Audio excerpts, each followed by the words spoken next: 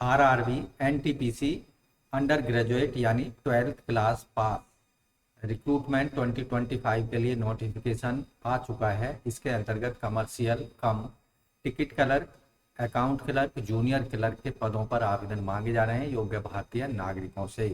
तो पदों से संबंधित संपूर्ण जानकारी इस वीडियो में आपको उपलब्ध होगी। टोटल पदों की संख्या है 3058। तो दोस्तों आगे बढ़ने से पहले चैनल को सब्सक्राइब कर लें और बेल आइकन को जरूर दबाएं। आओ शुरुआत करें नए कल की। तो दोस्तों आरआरबी यानी रेलवे रिक्रूटमेंट बोर्ड के द्वारा एडवर्टाइजमेंट जारी किया गया है, जिसका नोटिस नंबर है, आप यहाँ देखेंगे 7/2025। ये जो एडवर्टाइजमेंट है CEN 7/2/2025, ये नॉन TSP यानी non technical popular post NTPC under graduate recruitment 2025 के लिए है। 28 अक्टूबर को डिटेल नोटिफिकेशन जारी किया जाएगा रेलवे भर्ती बोर्ड के द्वारा, और अंतिम तिथि होगी आप अप्लाई करने की 27 नवंबर 2025 रात के 12 बजे तक। तो इसके अंतर्गत जो टोटल पद हैं, जो प्रमुख पद हैं जिनके लिए आप अप्लाई कर सकते हैं, कमर्शियल कम टिकट क्लर्क लेवल 5 में इन पदों को भरा जाएगा। इसमें टोटल पोस्ट हैं 2100, माफ कीजिए, वेतनमान यहाँ पर 21,700 रुपये होगा। जबकि अकाउंट क्लर्क कम टाइपिस्ट, जूनियर क्लर्क कम टाइपिस्ट और ट्रैफिक क्लर्क, इन्हें लेवल 5 में भरा जाएगा और इनके लिए जो इनिशियल वेतनमान होगा 16,800 रुपये होगा। आयु सीमाएं इन सभी पदों के लिए होगी 18 से 35 साल के बीच आवेदक की आयु सीमा होनी चाहिए। टोटल पदों की संख्या है आरआरबी एनटीपीसी 2025 के अंतर्गत अंडर ग्रेजुएट के अंतर्गत 3050 पदों पर आप आवेदन कर पाएंगे, 3058 पदों पर। तो दोस्तों आरआरबी रेलवे रिक्रूटमेंट बोर्ड के द्वारा सेंट्रलाइज एम्प्लॉयमेंट नोटिफिकेशन 7/2025 जो कि जारी किया जाना है 10 अक्टूबर 2025 को, recruitment for various post of non technical popular category under graduate. तो यहाँ जो कमर्शियल कम टिकट क्लर्क हैं उनके लिए इनिशियल वेतनमान बेसिक सैलरी होगी 7वें वेतन आयोग के लेवल 3 में 21,700 और 18 से 30 साल यहाँ आयु सीमा रखी गई है। आयु की गणना 1 जनवरी 2025 के आधार पर तय की जाएगी, 1 जनवरी 2026 के आधार पर तय की जाएगी। एलिजिबिलिटी क्राइटेरिया की बात कर लेते हैं। यहाँ आवेदक की जो नेशनलिटी है, आवेदक भारत का सिटीजन होना चाहिए। इसके साथ नेपाल, भूटान और तिब्बती रिफ्यूजी जो 1 जनवरी 1962 से पहले भारत में शिफ्ट हो चुके थे, वो भी इन पदों पर आवेदन कर सकते हैं। एज लिमिट 1 जनवरी 2026 के आधार पर तय की जानी है। यहाँ 18 से 33 साल के बीच आवेदक की आयु सीमा होनी चाहिए, यानी अपर एज लिमिट के लिए जो डेट ऑफ बर्थ है, आवेदक अनरिजर्व और EWS कैटेगरी का है तो उनका जो जन्म है 2 जनवरी 1992 के बाद का नहीं होना चाहिए, और OBC के लिए 2 जनवरी 1989, SC/ST के लिए 2 जनवरी 1987 के पहले का आवेदक का जन्म नहीं होना चाहिए। अधिकतम आयु सीमा में रिलैक्सेशन OBC को 3 साल, SC/ST को 5 साल, एक्स सर्विसमैन को 3 साल तक का रिलैक्सेशन होगा, PWD को 10 साल तक का रिलैक्सेशन होगा। ऐसे कैंडिडेट जो कि रेलवे के D या C ग्रुप के कर्मचारी हैं और जिन्होंने 3 साल तक की सर्विस पूरी कर ली है, उन्हें अनरिजर्व EWS कैटेगरी के लिए 40 साल, OBC NCL के लिए 43, SC/ST के केस में 45 साल की आयु सीमा रखी गई है। विमेन कैंडिडेट जो कि डाइवोर्सी हैं, जुडिशली सेपरेटेड हैं, उन्हें जनरल EWS के लिए 35, OBC के लिए 38, SC/ST के लिए 40 साल मैक्सिमम एज लिमिट होनी चाहिए। ऐसे कैंडिडेट जो कि अनरिजर्व पोस्ट के लिए अप्लाई करने जा रहे हैं, उस केस में SC/ST, OBC NCL कैंडिडेट्स को कोई रिलैक्सेशन नहीं दिया जाएगा एज से रिलेटेड।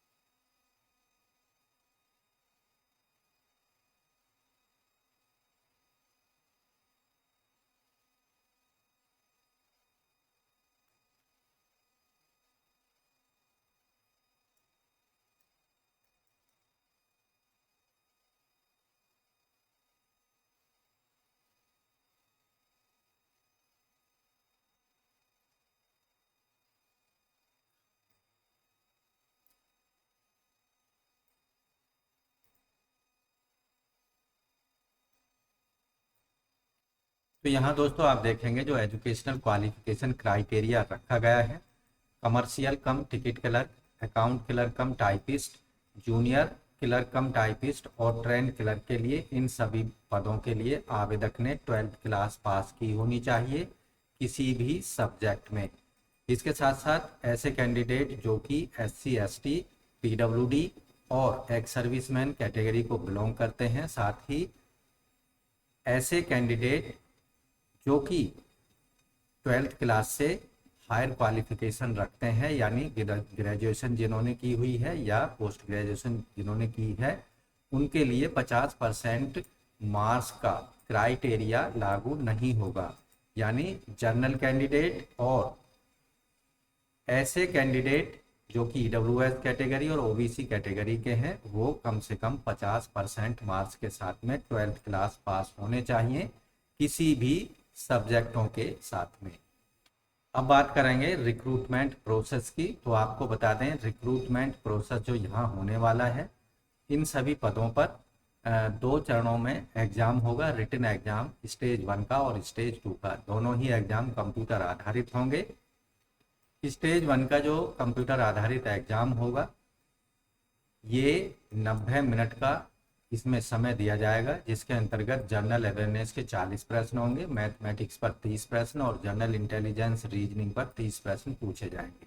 इस तरह से आप देखेंगे 100 क्वेश्चंस यहाँ पर स्टेज 1 के कंप्यूटर आधारित रिटन टेस्ट में पूछे जाएंगे। ऐसे कैंडिडेट्स जो कि PWD वर्ग को ताल्लुक रखते हैं, उन्हें 120 मिनट का समय दिया जाएगा, और जिन्होंने अपना स्क्राइब का ऑप्शन ऑनलाइन एप्लीकेशन फॉर्म में डाला है। साथ ही यहाँ नेगेटिव मार्किंग भी होगी। अगर आप किसी प्रश्न का सही उत्तर देते हैं तो 1 मार्क्स आपको दिया जाएगा, और किसी प्रश्न का गलत उत्तर देते हैं तो 1/3 मार्क्स आपके नेगेटिव मार्किंग के रूप में काट लिए जाएंगे। तो इस तरह से आप देखेंगे जो स्टेज 1 का एग्जाम होगा क्वालिफाइंग नेचर का होगा। इसमें कम से कम 15 गुना कैंडिडेट्स को स्टेज 2 के कंप्यूटर आधारित रिटन टेस्ट के लिए भेजा जाएगा। रिटन टेस्ट का जो सिलेबस है, चाहे वो स्टेज 1 का एग्जाम हो या स्टेज 2 का, वो कॉमन है। मैथमेटिक्स का जो सिलेबस होगा, इसमें number system, decimals, fractions, LCM, HCF, ratio and proportions, percentage, mensuration, time and work, time and distance, simple and compound interest, profit and loss, elementary algebra, geometry, trigonometry, elementary statics पर प्रश्न पूछे जाएंगे, जो कि 12th या 10th standard के होंगे।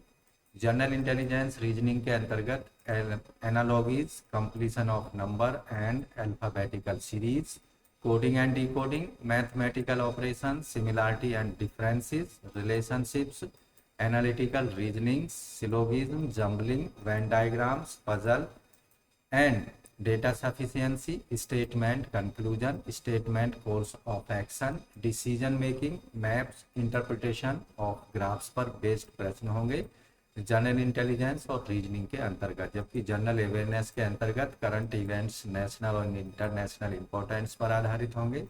Games, sports, arts, culture, India, Indian literature, monuments and places of India, general science and life sciences 10th class level की, history of India and freedom struggle, physical, social and economic geography of India and world से related, Indian polity and governance, constitution and political system of India.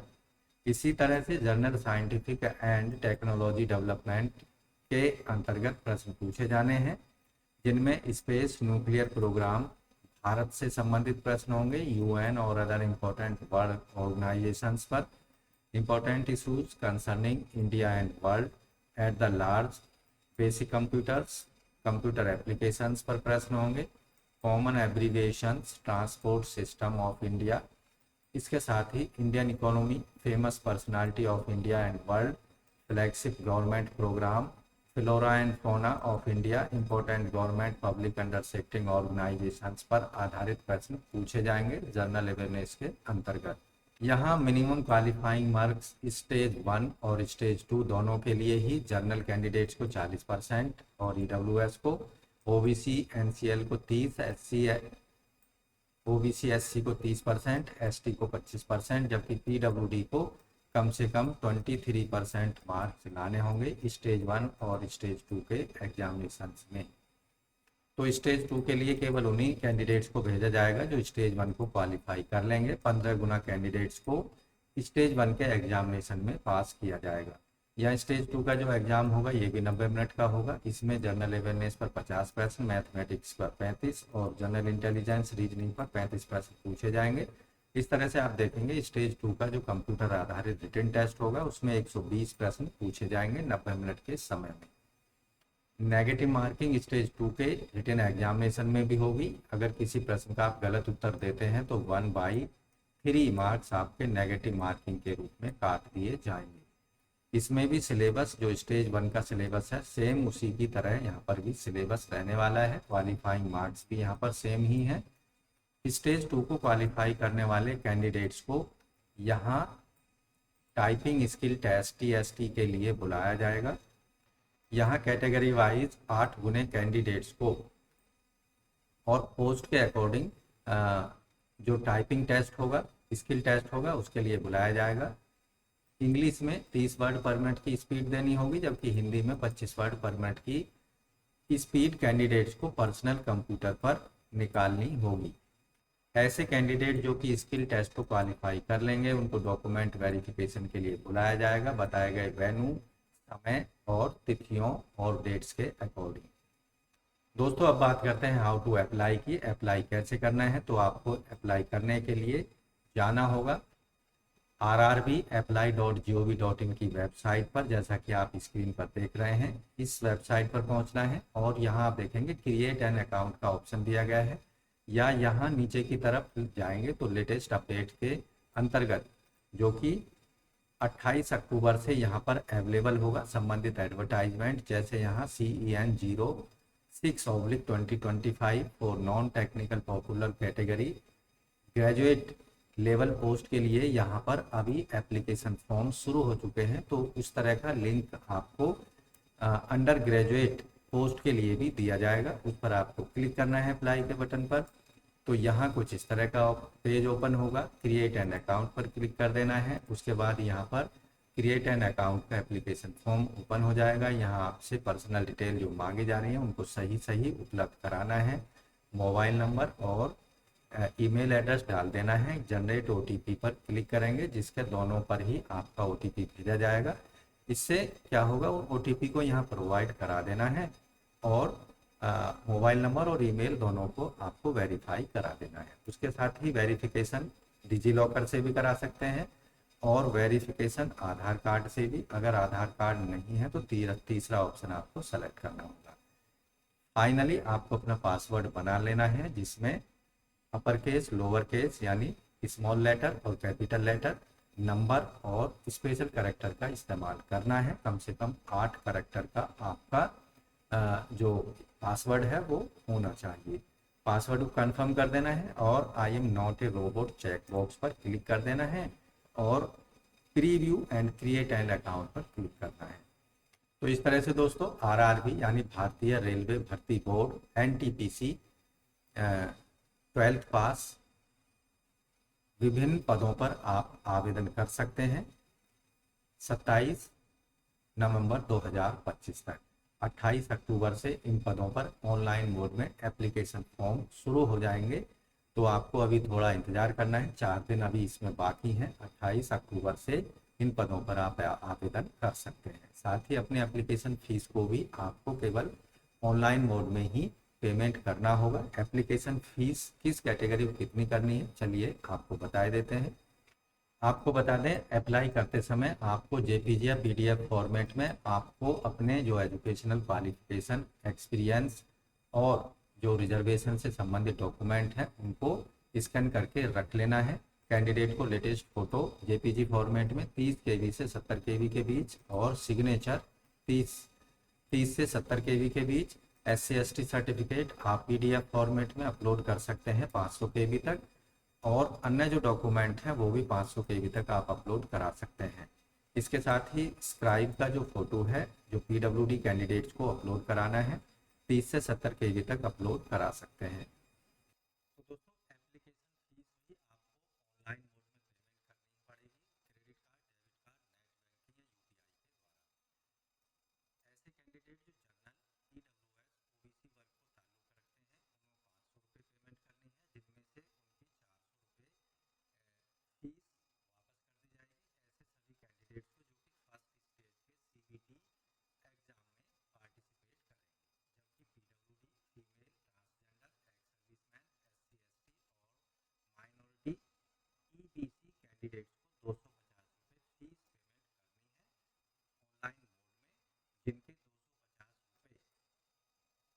Fees को वापस कर दिया जाएगा उनके संबंधित bank accounts में, ऐसे सभी कैंडिडेट्स को जो कि फर्स्ट स्टेज के सीबीटी एग्जाम में पार्टिसिपेट करेंगे। तो इस तरह से दोस्तों आरआरबी एनटीपीसी 12th पास रिक्रूटमेंट 2025 के लिए आप केवल अपनी फीस और एप्लीकेशन फॉर्म को ऑनलाइन मोड में 28 अक्टूबर से लेकर 27 नवंबर 2025 के बीच में भर सकते हैं। तो आज की वीडियो में बस इतना ही। दी गई जानकारी कैसी लगी हमें कमेंट में ज़रूर लिख भेजें। आपका कोई प्रश्न है तो हमें कमेंट में ज़रूर लिख सकते हैं, हम उसका ज़रूर आपको उत्तर देने का पूरा प्रयास करेंगे। साथ ही आपसे रिक्वेस्ट है चैनल को सब्सक्राइब कर लें और बेल आइकन को जरूर दबाएं, वीडियो को लाइक कर दें, अपने दोस्तों में शेयर कर दें। मिलते हैं एक नई जानकारी के साथ नई वीडियो में, तब तक के लिए धन्यवाद। आपका दिन शुभ हो।